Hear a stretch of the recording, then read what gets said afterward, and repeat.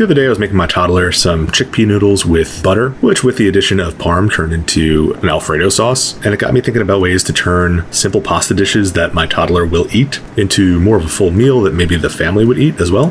So this is my attempt to make Alfredo into a casserole with meat and vegetables. For the meat portion, I had this pack of ground bison sitting in the fridge that I needed to use up, so I figured I'd make some meatballs out of it. So I'll dump that into a bowl, mince up some garlic, and add that in.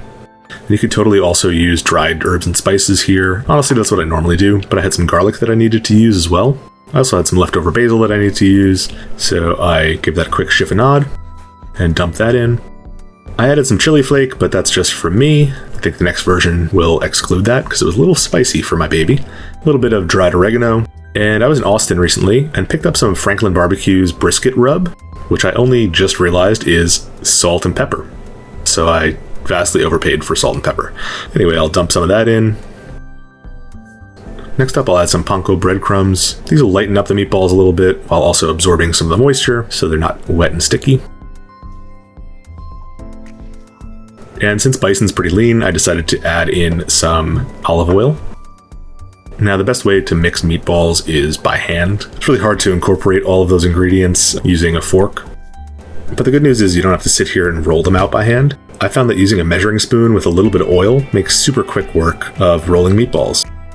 I'm using a half teaspoon here because I think smaller meatballs in this casserole will just make for a nicer texture. Each bite will have a little bit of meat.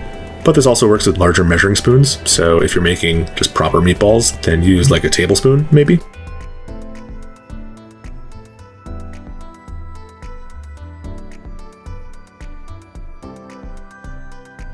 Got a saute pan over medium-high heat, sprayed it down with vegetable oil, and once that came to temperature, added in my meatballs.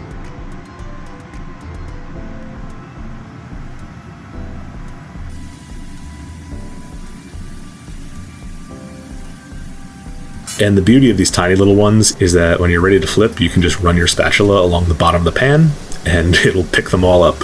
And you don't really have to sit there flipping them individually. You can even act like you're sauteing them and just keep them moving. And since they're so small, they'll take only a few minutes to cook. Once they're done, I remove them from the pan, and I'm going to use those pan juices to cook up some frozen spinach. This will be the vegetable component of this dish. Since the meatballs had some good seasoning, I'm not even going to bother seasoning the spinach. I'll just let it get coated in all that fat and goodness.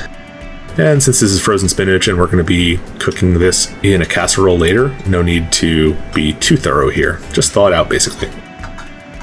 Alright, for the pasta, I'm using these rigatoni. I think the size of these will work well with the size of my meatballs. Hopefully getting a few stuck inside the pasta. That way you scoop it up in one bite.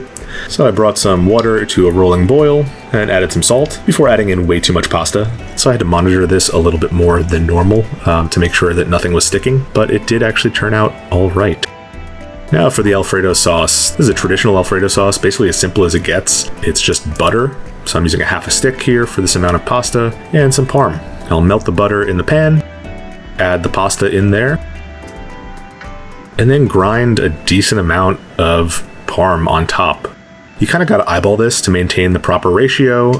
Just add some parm, mix it in, see what the texture is like. If you need more, add more parm. If it's getting a little too cheesy, then add in a little bit more butter. It's pretty hard to mess up. Just play with it and see what you end up with. I'll mix that all together until it's nice and creamy. Then I'll add in the spinach, mix that in so everything is coated in spinach. And then I'll add the meatballs. Next, I'll dump it into a baking dish. Now, it's hard to tell here, but this is very thinly coating the bottom of the pan, so I swapped it out for a smaller one so it would be a little thicker of a casserole.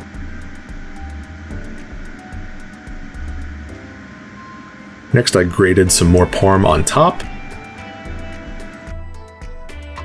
as well as some shredded mozzarella. This is the low moisture stuff because fresh mozzarella would just add way too much moisture. And at this point, I am throwing it into my oven under the broiler for about 5 minutes or until the cheese melts and the top starts bubbling and getting crispy. At this point, I took it out and served it up. And this turned out way better than I thought it would. I didn't know if the Alfredo sauce would handle the heat of the oven. It did sort of thin out, but it still coated every noodle with that Alfredo flavor. And the seasoning from the meatballs got in there as well, I think through the spinach. Like, it acted as a vessel to transport the garlic and basil flavor to the casserole. So this is really nice. It doesn't take too long, and you don't have to make meatballs from scratch. You could put any sort of other meat in here that you would think would go well, or leave it out entirely and have a vegetarian version. And this tasted even better on the second day, as many casseroles do. So definitely good for leftovers.